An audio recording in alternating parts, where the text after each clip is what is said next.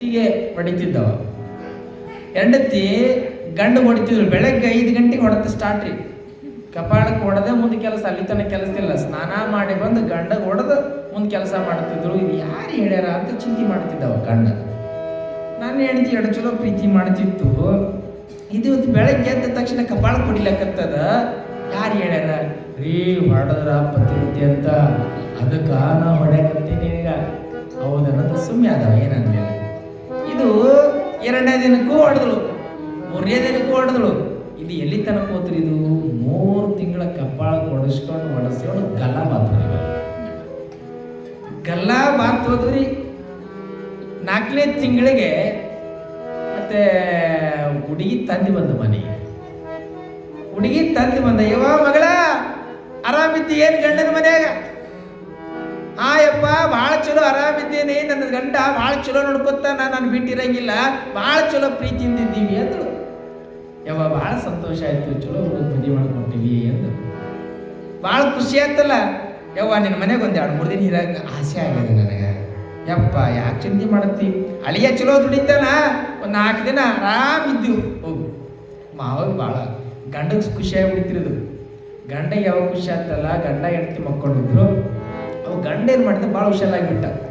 ಮಾವೇನು ಮನೆಗೆ ಬಂದಿದ್ದು ನೋಡ್ರಿ. ಈಕೆ ಹೆಂಗಿದ್ರೆ ಎಟ್ಟಕ್ಕೆ ಹೇಳ್ತಾಳ್ರಿ, ಕರೆಕ್ಟ್ 5 ಗಂಟೆಗೆ ಇದ್ದು ಹೇಳ್ತಾಳ. ಅದಕ್ಕಿಂತ ಬಂದು ಎದ್ದಿವ. ಎದ್ದೇನು ಮಾಡಿದ, ಯಾವಾಗ ಹೆಂಡತಿ ಎದ್ದೇಳೋದು ಗೊತ್ತಿತ್ತಲ್ಲ, ತನ್ನ ಜಾಗಕ್ಕೆ ಹೋಗಿ ಅವ್ರ ಅಪ್ಪನ ಹುಡುಗಿ ತಂದ್ರೆ ಮಲಿಸ್ಬಿಟ್ಟ.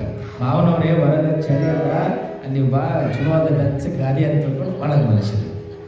ಮತ್ತೆ ಯಾವ್ದಳು ಈಗ ಟೈಮ್ ಆಗ್ತಲ್ಲ, ಯಾವ್ದಳು ನಿನ್ನ ತಡಲ್ಲಿ ಮಾವು ಬಿಟ್ಲೆ ಕಮಾಳಕ್ಕೆ ಬಿಟ್ರೆ 5 ಗಂಟೆ ಯವ್ವಾನ ಸತ್ಯ ಅಂದವ. ಅವಾಗಂದು ದೋಸ ಧ್ವನಿ ಬಂತಾರೆ, ಎದ್ದು ಹೊರಗೆ ಓಡಿ ಬಂದ. ಇವ ಏನು ಮಾಡಿದ, ಒಂದು 5 ನಿಮಿಷ ಬಿಟ್ಟು ಹೆಂಡತಿ ಹೋದಳು, ಒಳಗೆ ಕೆಲ್ಸಕ್ಕೆ ಹೋದಳು.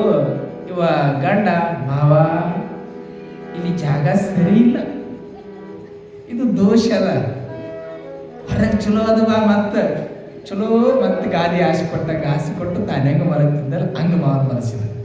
ಒಳಗೆ ಹೋಗಿ ಮಕ್ಕೊಂಡ್ಬಿಟ್ಟಿವ. ಮಕ್ಕೊಂಡರಿ, ಹಾ ಇಲ್ಲಿ ಮಲಗಿಯ ಮಾಡ್ತೀನಿ ನಿನಗೆ ಅಂತ ತಿಳ್ಕೊಂಡ. ಬೆಳಗ್ಗೆ ಎಟ್ಟಾದ್ರೆ 5 ಗಂಟೆ 40 ನಿಮಿಷ ಆಗಿತ್ತು. ಇಲ್ಲಿ ಮಲಗಿ ಏನು ಇವತ್ತು ತಪ್ಪಿಸ್ಕೊಂಡಿಲ್ಲ ಬಾ ಅಂತ ತಿಳ್ಕೊಂಡು ಏನು ಮುಖ ರಗ್ಗ ತೆಗಿಲಿಲ್ರಿ, ನೆಂತ ಚಡಲ್ಲಂತ ಬಿಟ್ಟಾಳ.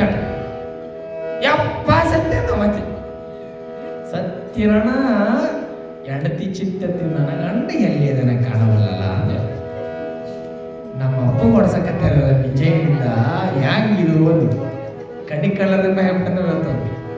ಮತ್ತೆ ಇನ್ನೊಂದ್ಸರಿ ಹೊಡಿತಾರ ಅಂತ ಗ್ಯಾರಂಟಿ ಗೊತ್ತಾಗ್ಬಿಟ್ಟದ ಅವಾಗ ಗಂಡಗ.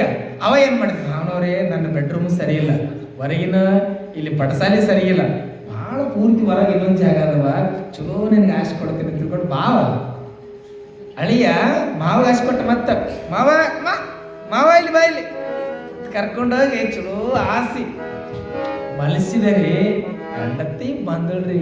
ಎತ್ತ ಕಡೆಯಿಂದ ಬಂದಿದ್ದ ದುರ್ಗಮ್ಮ ಆಗಿದ್ಲು. ನಮ್ಮ ಅಪ್ಪ ಓಡ್ಸಕತ್ತಿ ಏನು, ಇಲ್ಲಿ ಬಂದು ಚಲೋ ಮಲಗಿ ಏನು ಮಾಡ್ತಿದ್ದಾಳೆ, ಚಲೋ ಕಟ್ಟಿಗೆ ತಗೊಂಡು ಕಟ್ಟಿಗೆ ಬಿಟ್ಟು ರೇಟ್ ತಗೊಳ್ಳ್ಯಾಳ. ಅಲ್ಲೂ ಯಪ್ಪ ಈ ಮನೆಗಿರೋದು ಬೇಡ ಅಂತ ಹೇಳೋದು ಕೇಳಿದ್ ಮಾವು ಮನೆ ಬಿಟ್ಟು ಹಂಗಲ್ರಿ. ಪತಿರಾದ ಧರ್ಮ ಅಂದ್ರೆ ಗಂಡನ ಪಾದ ಪೂಜೆ ಮಾಡಬೇಕು, ಗಂಡನ ಸೇವೆಯನ್ನ ಮಾಡಬೇಕು. ಗಂಡನ ಪಾದ ಪೂಜೆ ಎಷ್ಟು ಜನ ಮಾಡ್ತಾರೆ ಕೈ ಮಾಡ್ತೇವೆ? ಯಪ್ಪ ಎಲ್ಲಿ ಪಾದ ಪೂಜೆ ಮಾಡಬೇಕು, ಚಲೋ ಅಡಿಗೆ ಮಾಡಿ ಮಾಡಿದ್ರೆ ಸಾಕಾಗಿತ್ತಪ್ಪ ಅಂತೀರಿ. ಆತನ ಪಾದ ಪೂಜೆ ಮಾಡಿದ್ರೆ ಗಂಡನ ಹಣತಿಯೊಳಗೆ ಬದುಕಿದ್ದರೆ ಮಾತ್ರ ಹೆಣ್ಣಿಗೆ ಬೆಲೆ, ಇಲ್ಲಾಂದ್ರೆ ಹೆಣ್ಣಿಗೆ ಯಾವತ್ತಿಗೂ ಬೆಲೆ ಇಲ್ಲ. ಗಂಡ ಬಿಟ್ಟು ಹೋದ ಹೆಣ್ಣಿಗೆ ಎಂದಿಗೂ ಬೆಲೆ ಇಲ್ಲ. ನರಕನೇ ಗತಿ ಆ ಹೆಣ್ಣು ಮಗಳಿಗೆ. ಅದಕ್ಕೆ ಗಂಡನೇ ಪರದೈವ, ಗಂಡನೇ ದೇವರು. ಗಂಡ ಹೆಂಗನೇ ಹುಚ್ಚನೇ ಇರಲಿ, ಕುರುಡನೇ ಇರಲಿ, ಕುಂಟನೇ ಇರಲಿ, ದುಡದೇ ಇದ್ರು ಸಹಿತವಾಗಿ ಗಂಡನಂತೆಲ್ಲ ಜೀವನ ಮಾಡಿದ್ರೆ ಮಾತ್ರ ಆ ಹೆಣ್ಣಿನ ಬದುಕು ಸುಂದರವಾಗಿರ್ತಕ್ಕಂಥ ಬದುಕಾಗ್ತದೆ. ಮಡಿಯಮ್ಮ ಆದಯ್ಯನವರ ಬದುಕು ಅರಳಗುಂಡಿಗೆಯ ಗ್ರಾಮದ ಭಕ್ತರಿಗೆ ಮಾರ್ಗದರ್ಶಿಯ ಬದುಕಾಗಿತ್ತು. ಮಗನನ್ನ ಸಹಿತವಾಗಿ ಬಹಳ ಚಂದ ಜಪಾನವನ್ನ ಮಾಡ್ಲಕ್ಕಂತಾರ.